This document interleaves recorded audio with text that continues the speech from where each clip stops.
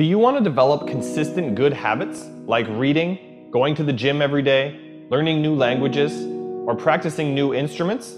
Or do you want to kick bad habits like eating unhealthy food, biting your nails, watching too much TV? 3 years from now, you can have what you need. You got to be careful about it. You can't have everything. You can have what would be good for you, but you have to figure out what it is, and then you have to aim at it. We know that sometimes you can be uncomfortable, but you can be uncomfortable and hopeful rather than uncomfortable and fearful. People go through their lives without knowing what it is they want to do. You don't have to be where you think you want to be in order to be happy. You just got to be on the way to where you want to be in order to be happy.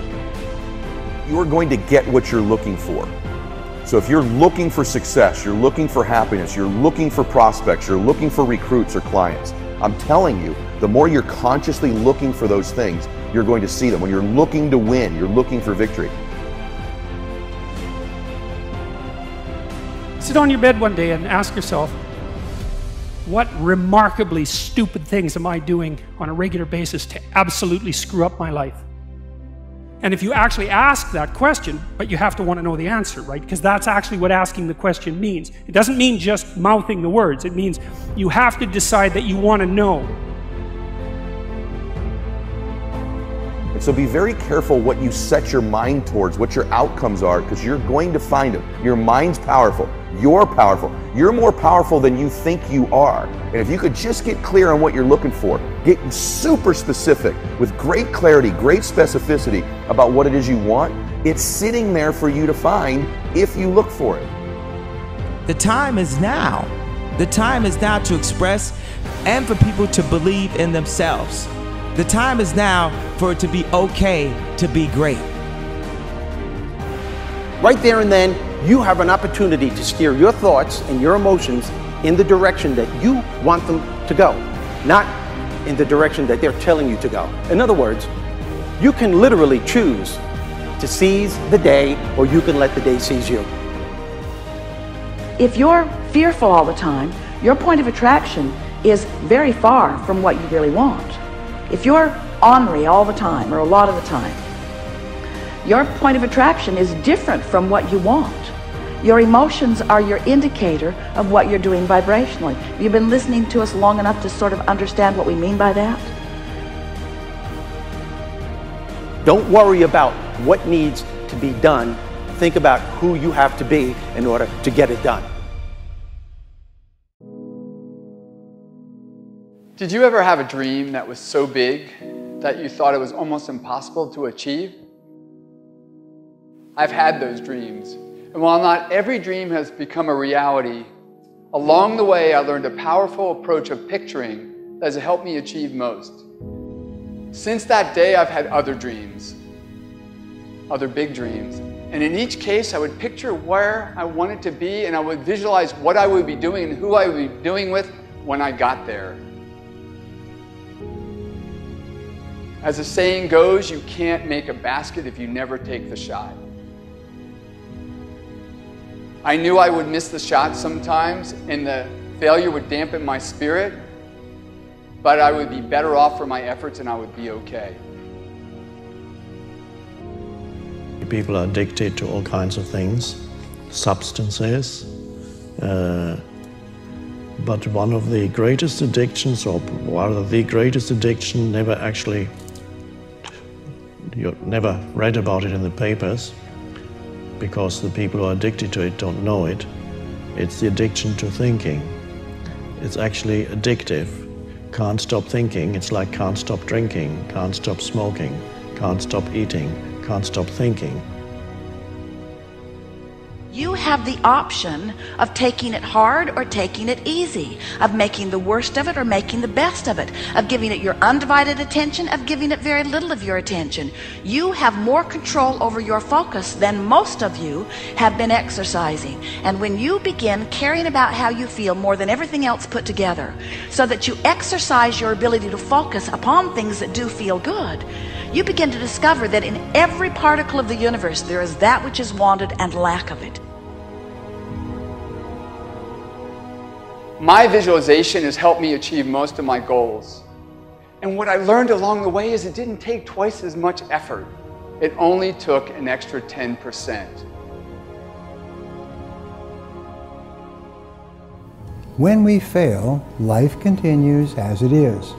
We can stay in our comfort zone. Success, on the other hand, challenges us. It pushes us and it exposes us to rejection. How are we going to manage this new success? If you're not happy, you're not successful. If you're not enjoying yourself during the process of whatever it is you're trying to achieve, there's a problem. To me, the biggest disease on this planet is unhappiness. And the reason why people are unhappy is because we have a tendency to keep focusing, as I said, on what we don't have and what's not working in our lives, instead of allowing ourselves to shift our focus and our way of thinking. People always want to be like, follow your dreams, follow your dreams, follow your dreams. My dream was always to be a rap artist, right? But I had to get a job. So I had to focus on my job. And then I made money to follow my dream. One of the main reasons that people don't get what they want is because they don't actually figure out what it is. And the probability that you're going to get what would be good for you, let's say, which would even be better than what you want, right? Because, you know, you might be wrong about what you want easily. But maybe you could get what would really be good for you. You have the freedom to think anything you want. You were born extremely confident. You came into this world knowing how wonderful you are. So choose new thoughts to think about yourself, and choose new words to tell yourself how magnificent you are, and that you deserve all the good that life has to offer. First thing in the morning and last thing in the evening, I want you to look into your eyes and say, I love you. I really love you.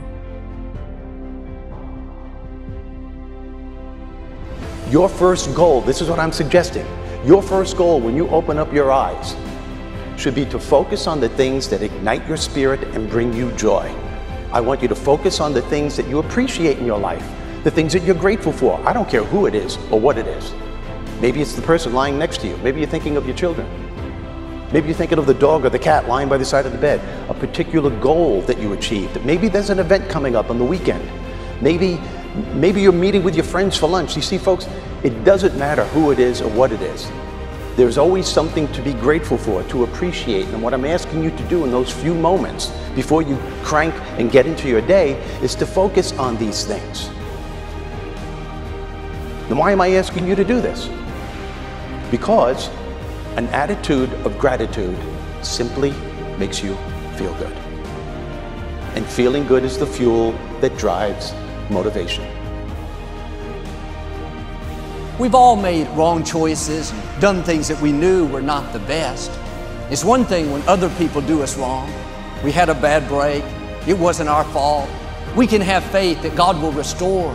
He'll pay us back.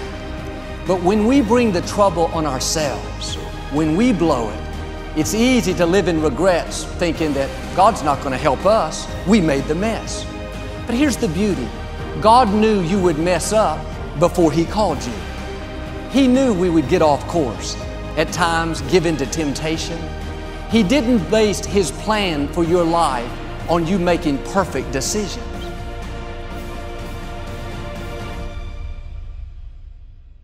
Through success, I represent the possibility of what you can achieve and what you can do with your life and your career. Other people's success represents the possibility of what you can do. Those are the records that you can sell. Those are the type of tours that you can do. Those are the kind of songs that you can produce and the songs that you can write. Those are the millions of dollars that you can get, or billions. Those are the type of architectural drawings and buildings that you can build. Those are the type of books that you can sell. Everybody else's success represents the possibility of what you could do.